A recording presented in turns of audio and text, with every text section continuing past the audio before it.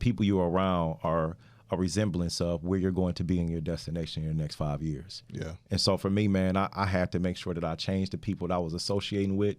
I started to date different girls. I just went a totally different direction. I became a new Shawn, and I started to wrap myself around the goals of what I wanted to be and release the past of everything that I thought before, bro. I'm on a mission to teach coaches and entrepreneurs how to make more, work less, hire their funnel, and let the funnel do the work. If you're ready, join me on Monetize with Marcus podcast. Welcome back to another episode of Monetize with Marcus. Our goal is to highlight those who are actually doing it, to give you a roadmap so you can monetize. So every person we interview are those who have taken information they had in their head, packaged it into an answer to someone's question, a solution to someone's problem. And today I've got my brother, my friend, Shawn Blanchard, hands down, man, just a great guy. Everything from author, entrepreneur, philanthropist. So he's doing it the right way and serving others, man. Shawn, how are you, bro? Man, it's a pleasure, bro. I got to grace your hand, bro. Pleasure to be here, man. Absolutely, man. So let me start by asking it this way. You know, normally people will ask, what do you do? But I think beyond that, we'll start with, who do you help? Yeah. Who do you help? I like that, man. So, well, currently today, I like to help people who are authors, aspiring authors, to be able to write a book in 10 days, to be able to create up to 20 different streams of income from a book, and to be able to create that in an automated book business process. And so that's what we do today. Man, we got to dig into that right out the gate. You just coming out swinging, huh? Oh, yeah. Hold on. You know what I heard? Write a book in 10 days. Yes, the reason sir. why that sparks my interest, man, like that was my journey. I got started before I was business consultant, digital marketing, my first 2015 books. So let's speak to that, man. What does that look like? Helping someone write a book in 10 days and turn it into 20 streams of income. So let's first start with that book writing process. Let's do it, man. So the interesting thing is, first things first, CEO of a publishing company, but I'm a mathematician. All right. So I got 2 degrees in math, bro. Yeah. Taught calculus at the University of Michigan, right? So I'm a heavy math guy. Yeah. You know? So when it comes down to writing books, I literally got into this realm because I adopted a kid, changed his life, was in the news, a publishing company asked me to actually write a book. Yeah. I thought they were crazy. I'm like, how I'm gonna write a book? I haven't written a paragraph in 10 years. Yeah. You know what I'm saying? But what happened was it put me in a position where they sparked that spark of and let me tell you how he sparked the spark. He then told me this. I said, I'm a mathematician. I appreciate the offer, but this is a publisher asked me to write a book. And I said, yeah, but I'm, writing's not really my thing. They said, well, Shawn will give you $20,000. Yeah, that changed the game. Excuse me? I said, hey, I can write for sure. I can absolutely write. You know what I'm saying? It was just a matter of how long it was going to take me. Yeah. So I set out on a mission then to tap into my mentors and some friend tours to see how I could execute the play. So literally what I did, I connected with one of my mentors, and she said, Shawn, you know what?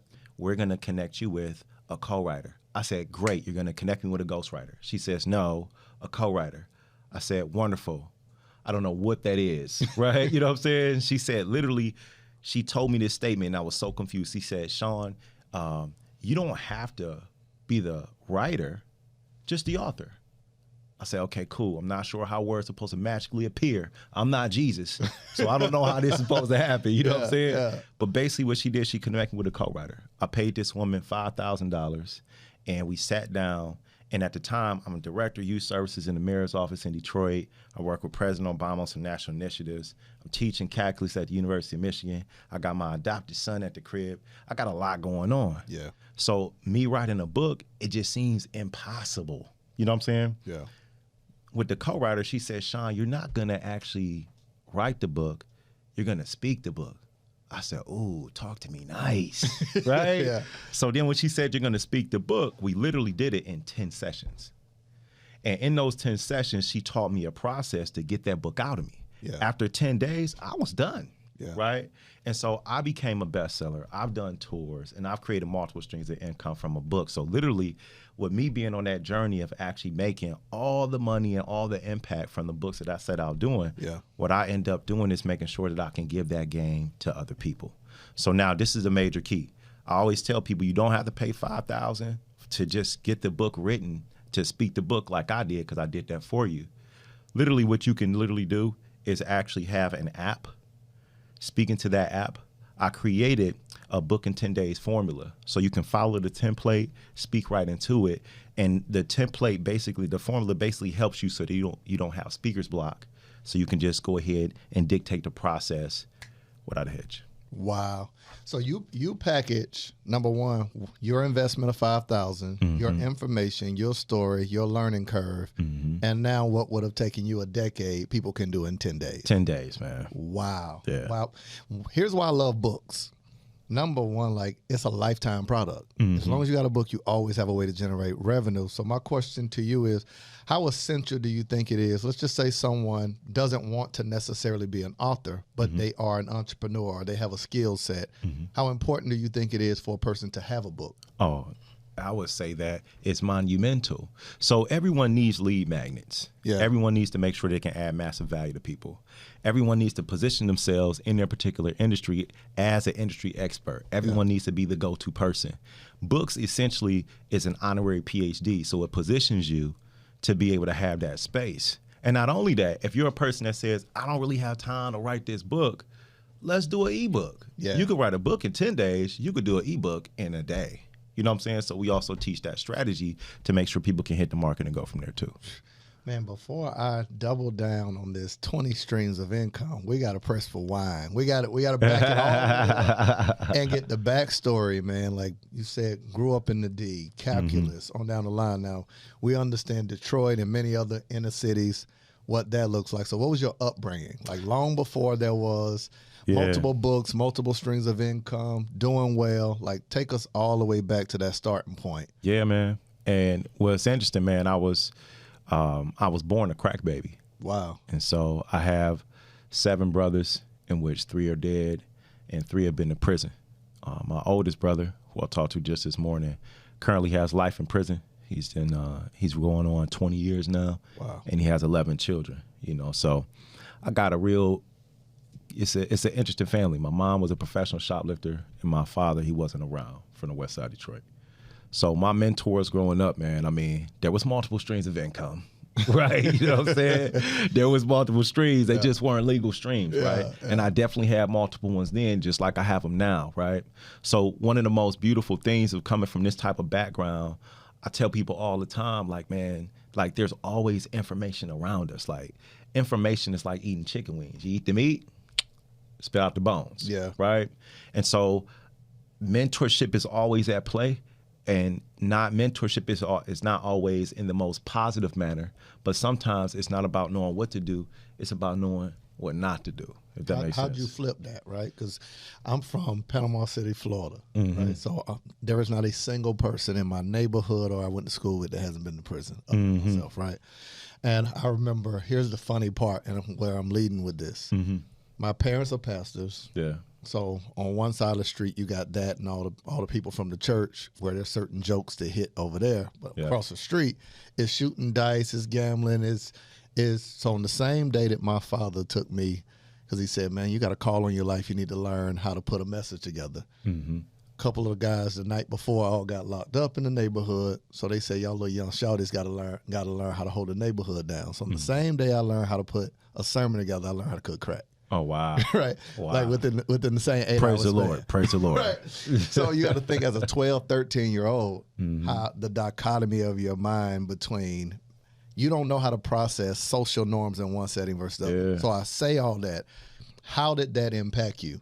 Like seeing your father not being around, family around you, mentors around you, coming up in the streets, seeing poverty. Like what were some of those impacts and how'd you climb out of that? Yeah, man. So, and that's a great question. And I would say that it's so dope to talk about our similarities. So I was 11 when I started selling dope. And so what's funny is when I was 11, I learned something. This is a good one here. When I was 11, I learned something from my brother and something from my mother. So my brother, I learned how to cut crack, sell crack, do all of that, right?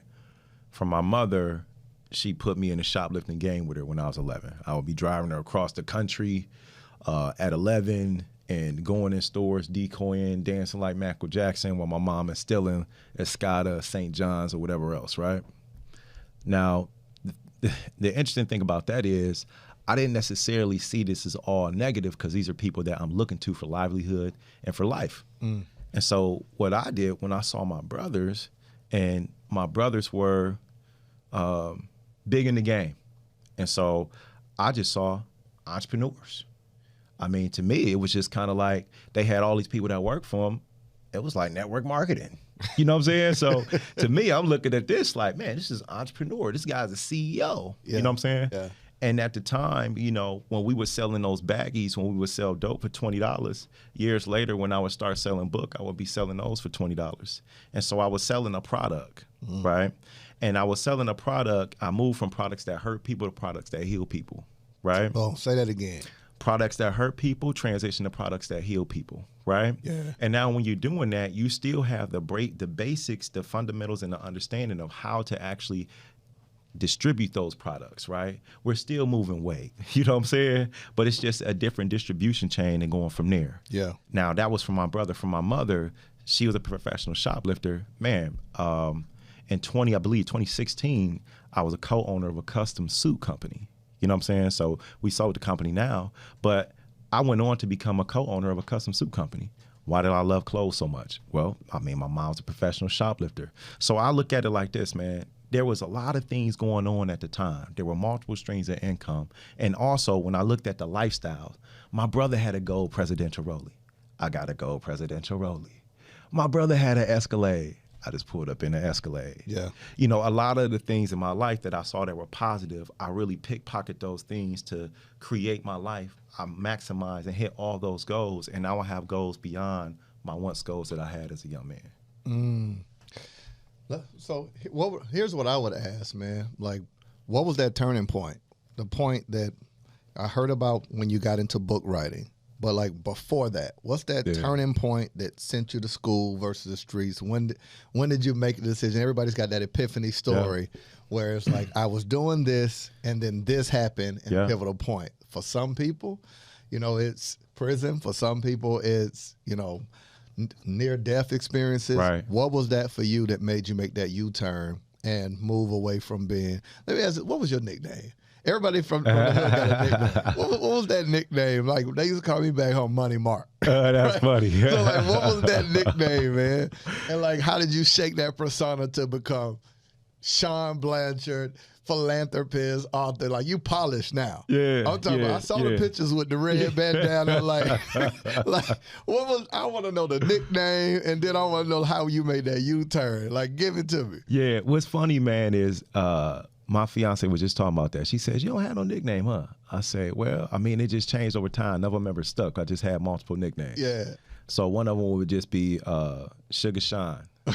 You know what I'm saying? I had that my family would say. And they was just like, man, you just sweet. You just do your thing. You just so sweet, Sugar Shawn. And then it would be SB. You know what I'm saying? But I never really had anything that stuck. Most people just called me Shawn. Yeah. You know what I'm saying? So, but Money Mark, I see you. You know what I'm saying?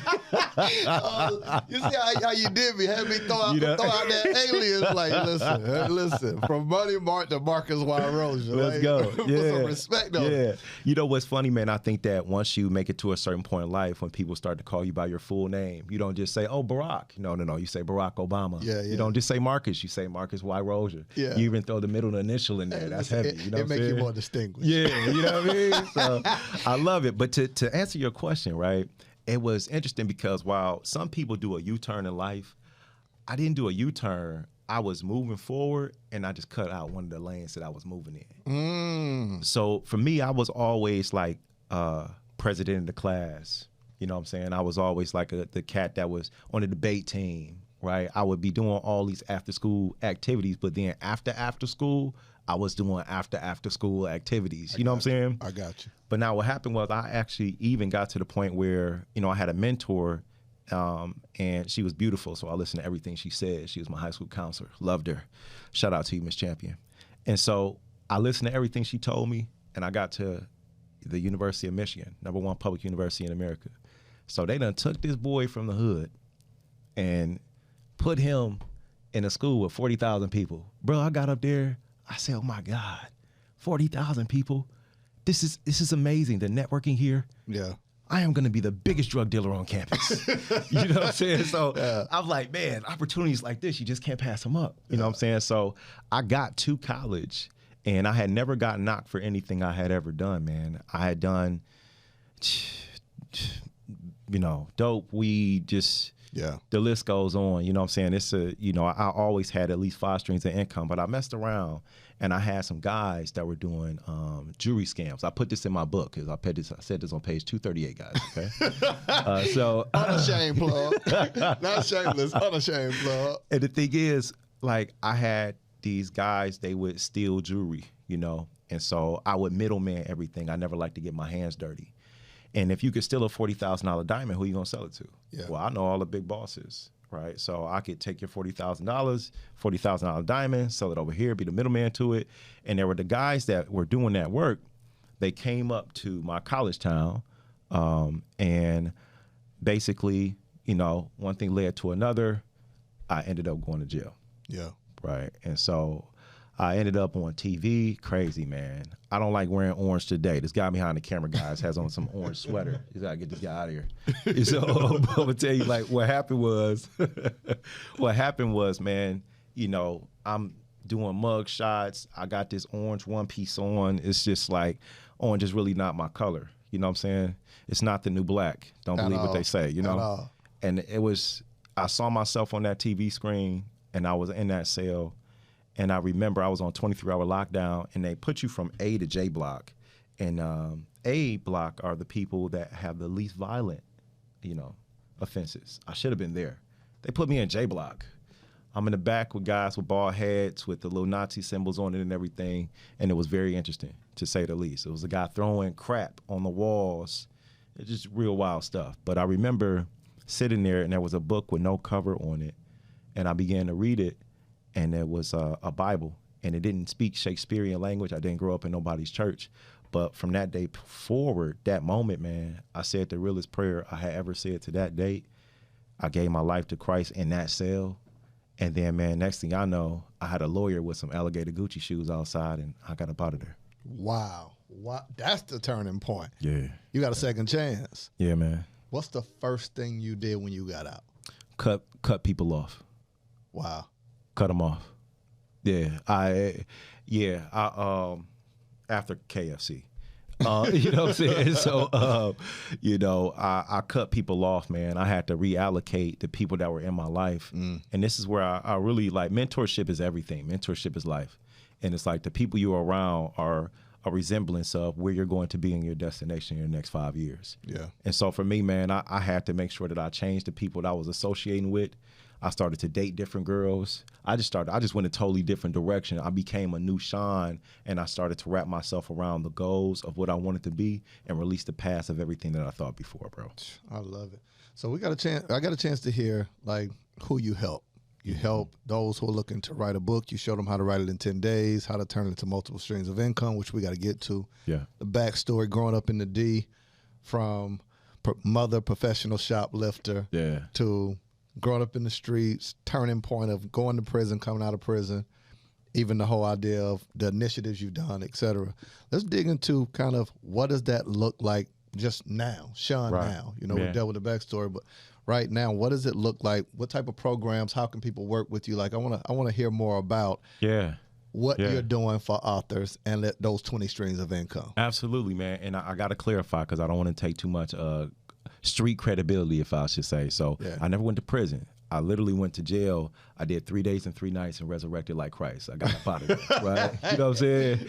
And so it was a matter of, like, but I caught a felony on the way out, got into a program where I got it expunged, so went from there, you know.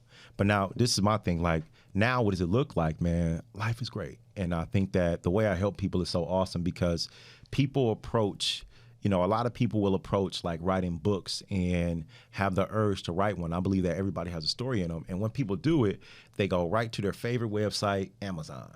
Yeah. And they put it right there. And honestly, I mean, you're going to get $7. If your book is $20, you're going to get like 35%, $7. Yeah. You pay every other month on that. You know, you don't get no email, no contact, you know what I'm saying? So you don't get no phone number. You don't know if it's Craig from Colorado or Candy from Kansas. You don't know. You know what I'm saying? So you're not building a list to make sure you can add value to people so they can actually get the additional products and services that you have. Amazon is kind of like, the only reason I put books there is because I want people in prison to be able to purchase my books. That's it. Yeah. You know what I'm saying? But I don't drive traffic there. So my whole thing is I teach people how to create 20X machines, right? And with their funnel, to where essentially when you create a funnel, you know all about funnels, right? That's my space. You know? And so when you create a 20X funnel to where you can literally 20X the amount of money that someone can get from a book and make sure that you can create a customer experience that can serve someone to get to the point where you can sell now, I mean, you know, if your average customer is paying $150, you can sell 34 books and make $5,000. That's simple. You can sell 68 books and make 10 grand. That's easy. Is that your goal for the month? 68 books? We can do that in our sleep and have 50 different ways to show you how to actually do that. So we show people how to actually 20X book sales with those funnels, but also we give you a blueprint of how to actually sell the book even if you don't have an audience. Oh, I love it. And so that's one thing where we explode book sales first and foremost, right? We want to make sure that you're having your 5-figure months, having a good time there. Then on to the other streams of income, right? So the beautiful thing is that book is literally leading you up to 20 different streams, right? And so I believe in you, when you release a book, you need to release that book with multiple streams as well. Mm-hmm. One of the things I tell people all the time, bro, I started speaking in 2008, and around the time before I released my book, I was making about $5,000 to speak for an hour, which quite frankly, in the mayor's office, I was making $101,000 a year, just made 6 figures by the cliff of my chinny chin chin. Yeah. But I was still only making like a little over $5,000 a month, working 200 hours that month. But at the same time, I could speak for 1 hour and make the same amount. Yeah. I could save 199 hours. I'm like, man, you know what I'm saying? This is crazy. And when you think about that, the crazy thing is I put a book out and then my speaking fee went from $5,000 to up to $25,000, right? And so now I would have to literally work in the mayor's office for 5 months to get what I can just speak for 1 hour for and save myself now, what is that? 999 hours? Whatever he say. Because I'm like, carry the 1, -2, A-E-I-O-U. You know, but it's just a matter of knowing, like, now when you have these streams of income, I tell people all the time, it's not about book sales. It's about what your book positions you to sell. I love it. Right? I love it. And so now your book is a lead magnet that pays you. Right? So now let's say, for example, I'm gonna give you guys this one strategy of a simple tour that you can do if you wanted to make 6 figures in, I'll say 3 months. We can make it 2, but let's just say 3 months, okay? Let's say that Marcus, praise the Lord, the church loves you and you love the church too. And not only the church, because the church is the people, so of course you love the church. Yeah. But you're a man of God, right? So people always think about, they want to get paid to speak, they want to, and people say, oh, I want to give you exposure, all that kind of stuff that's out there. But let's clear out all the smoke and let's understand what happens when you have an actual formidable product. So let's say that you have a book. You can offer someone, when you put it in that funnel, they can make up to $300, $400, up to $500 from one customer. Mm-hmm. Okay. Let's say that you go and get the easiest tour to book is a church tour. Let's say that each month you're about to actually speak at 10 churches. Yeah. Now you go and speak at that church, let's say it's 300 people. Now it's 300 people there, and let's say that you spoke so good that 100 of them want your book. And because of this 20X funnel experience, your average customer is paying you about $150. And now what happens is, even if the church didn't pay you to speak, you can leave there with those 100 people giving you about $150 with $15,000. You ain't even get paid to speak. Yeah. What you can then do is continue to run that play in all those different arenas. And don't forget, let's make sure that the place where you just actually finished speaking, they're going to lead you to 3 more places because they enjoyed your value. Yeah. Right? So you're about to be booked until 2040 because you ain't got time to be speaking for everybody. I love it. You know what I mean? And this is how a person who has just entered the market can enter the market and get it done. Because when people think about speaking, people are like, man, I want to speak. I want to speak. I want to speak. People got to pay me. Hold up. People don't pay people who want to speak. At all. They pay people who are speaking. Yeah. You know what I'm saying? So what happens when you speak for free? For one, I got this one from my man, Jeremy Anderson. He said, look, man, when you're speaking for free, you get that in-kind letter. And with the in-kind letter, you let them know that you waived your speaking fee, which may be $10,000, and you can write that off on your taxes. Hold that. Okay, so now it's a matter of knowing that you spoke for free, but you just reduce your tax liability. Second thing is you're going to get the video from it. Third thing, you're going to get paid on the back end. Fourth thing, you're about to be booked more and more and more because you killed it on that one.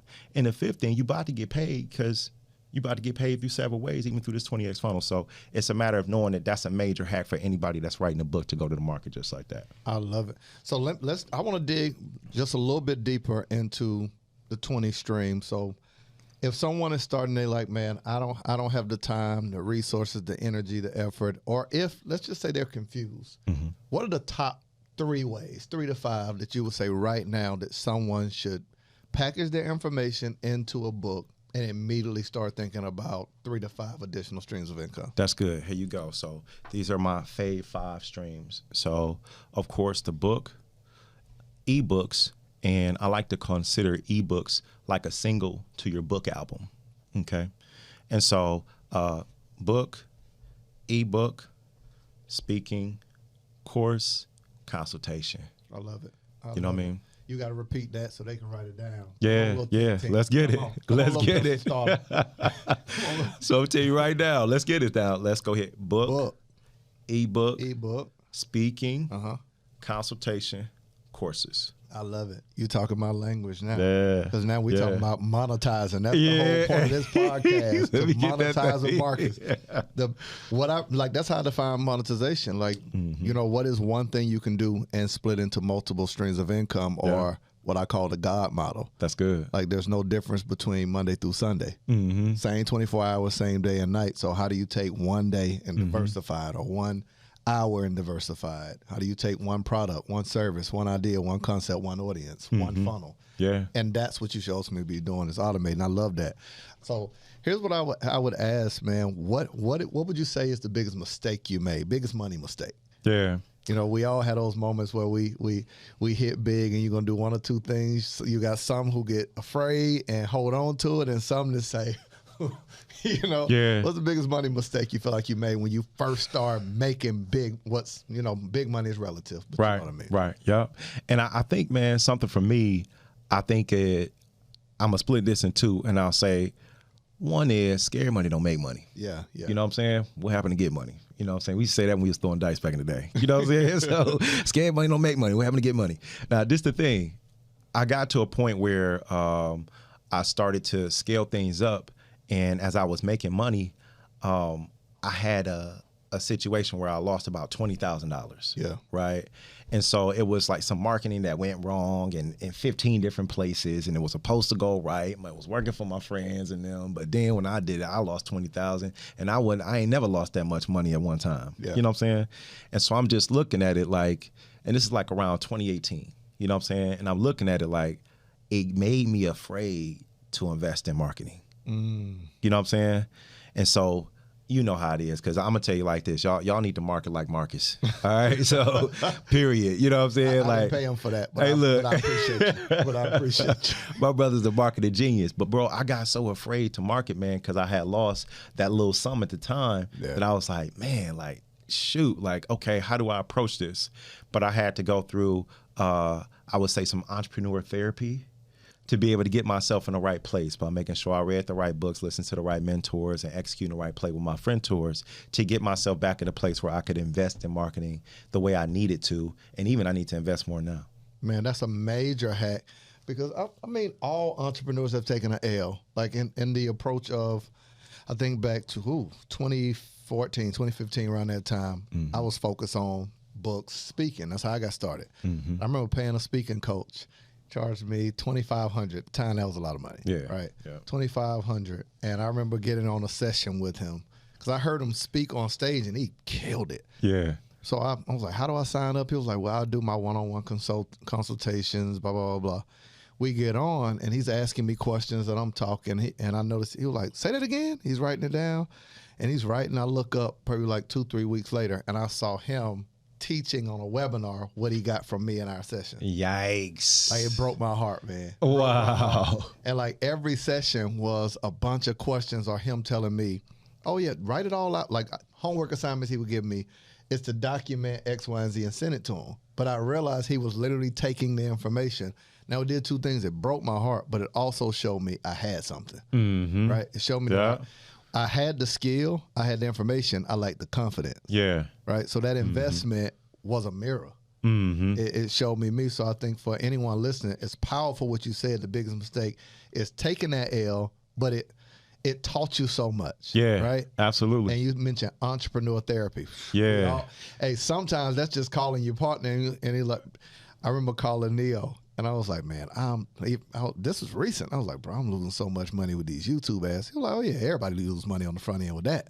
I was like, really? Yeah. He was, oh yeah. I was like, no. I was like, bro, this is 5 figures plus we losing it. He was like, yeah. I lost a couple hundred. I was like, whoo. But it still didn't feel good. You know, it's like, so we supposed to just lose money in it? Like, yeah, that's how it works. And this. But it's so much we don't know. Yeah. And at every level of business, you're learning more and more. So like, that's the biggest mistake you made in terms of money. What did you get right? Getting right. Man, I got a lot of things right. I'll give the context. Yeah. That moment that you look back now and say, this thing right here, if I didn't do nothing else, I'm happy I did this. Like, that's that one thing I know for sure I got that right. Hey, bro, I'm about to pick up from where we had lunch the other day. I love it. All right. So, look, check this out, right? So, I got to a point where I learned what I was supposed to do with my money, right? And this is for every entrepreneur out there listening right now. It's so important to understand the levels of money. And so we can talk right now about earned income. That's so important because you got to get the money. Yeah. Right. So now we can have these earned income conversations, but what you must do with that, some people are going to say, pay your taxes, do all this. Yeah. All that stuff got to happen. Yeah. But you got to take that earned income and put them in truly passive vehicles. Yeah. Right. And when you put them in those truly passive vehicles, that money should be making money. Your money, do not be scared of keeping your money in the bank and thinking that bank is going to save you, because it is not. Nothing. Inflation is real, and the bank's not giving you enough cream on top of the cream that you just gave to them. So that's not where it's at. And they invest in your money. They invest in your money. You know what I'm saying? Yeah. So literally, you get earned income, and then you put it into passive vehicles. And then you start to have that next layer of you go from earned income, passive vehicles, to protecting income, because you got to keep as many drops of that cash you can. Man, say that again, because I think that's a gem in and of itself. So thing you got right is understanding that. You said, so earned income. Earned income. What we're actually generating from our businesses, whatever we're selling, into passive vehicles. And then we're going to make sure that we can go into protection mode. Right? Because you got to keep as much cash as you possibly can. And so, I mean, it comes down to putting them in so many things, where a few things. It's, it may be life insurance. It may be IRAs. It may be buying a home. It's a number of things where you can actually reduce your tax liability from buying these different things. Even if you buy a Bitcoin rig, right? So let's say, for example, people buy crypto. What if you create it? And you can literally buy a really good Bitcoin rig for like $100,000, reduces your tax liability, and now it's out there making money for you on a monthly basis. You put that money that is creating into another passive vehicle and continue to run the play, right? Money should be literally making money while you sleep. That was something I heard in Robert Kiyosaki's book when I read it 20 years ago. Yeah. And I never understood what it was, because I was always sweating for my dollars. We got to stop sweating for dollars, and we got to start wiping our sweat with our dollars while we're on vacation. You know what I'm saying? Hold, pregnant pause. let that breathe on the illustrious words of the philosopher Martin. Let it marinate. Listen, we got to stop sweating for dollars and start wiping our sweat with our dollars. Hey, listen, Shawn a rapper. Come on, man. I don't care what he say. Listen to me. Let's get it. I love it so much, because what you're basically saying is a mindset shift. Yeah. Like, that's a thought disruption that to truly change the way in which we see money, the way we see our time, the way we see ourselves. Yeah. That's powerful. So, man, here's what I want to do. I want to kind of do some predictions. I want to go. We went backwards. We kind of show where you are now. Yeah. Like, what does it look like for Shawn Blanchard 5 years from now? Man, 5 years from now. Well, my goal from 5 years is to be at 9 figures financially. So I want to be worth $100 million 5 years from now. That's one thing. And now you always got to throw the financial. When you say goals, money comes to mind real quick. But also, man, 5 years from now, I will have been married for about 4. You know what I'm saying? So I'm going to be this amazing husband, bro. Like it's one of those things as a kid, I didn't have an example of what I wanted my life to be. And I just know that I can't wait. I never met a man like myself until I became myself. You know what I'm saying? And so it's one of those things where it's like I need to continue to push that envelope, man. And so 5 years from now, I'm going to be this married man with 2 kids with the 9 figures, a 9-figure, not income, but not income just like coming in, but a cushion, right? It's not about earning that, but having that, you know what I'm saying? And being able to make sure that I'm sparking generational wealth, and I'm going to continue writing books, man. So, and my goal is, my out is making sure that I can be an investor and a philanthropist in the long run, but I'm always going to stick to books because that's what served me, and that's how I'm going to serve people. Say what you do well. Man, so last question for you, and so I'm like in the social media age now, anybody can be anything. They just go to edit profile and just type in whatever they want to be. Like it's like playing dress up in school. You know, people just dressing up by changing bio.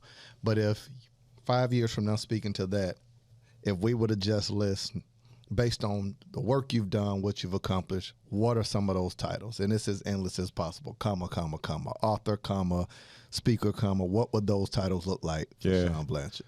I'll say I'm gonna start with this one, man of God, because being so blessed, you got to let people know that like you doing it for God, and let people know that like you work for God and not for man. It's like that's so important. So man of God, husband, father,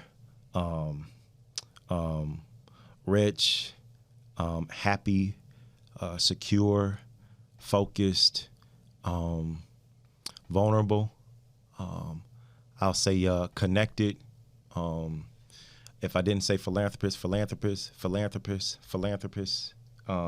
investor. Yeah. You know what I'm saying? And I think I'll keep it right there. I love it. Yeah. So for anyone who's ready to take that leap to start their journey of writing a book in 10 days, turning that into 20 streams of income, how can they get in contact with you? How can they work with you?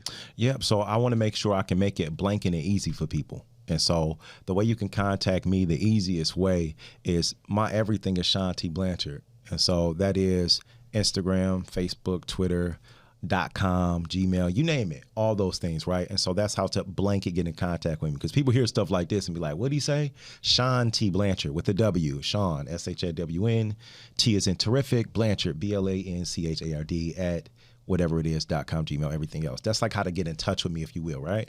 But if you want to work with me, when you go to, I like to just give people just my website, because once you get there, all the different ways you can work with me are there. So ShawnTBlanchard.com, guys. Absolutely. So if you know that you're ready to take the journey of becoming an author, I think it's a phenomenal journey to take. Becoming an author changed my life, and I know it will for many of you. I've known Shawn a few years now. Years, bro. Yeah. I've seen the level up is real. I'm happy that you finally moved to Wakanda here. Hey, let's get it. Here in Atlanta, man. There's some amazing things happening. So make sure you reach out to Shawn T. Blanchard.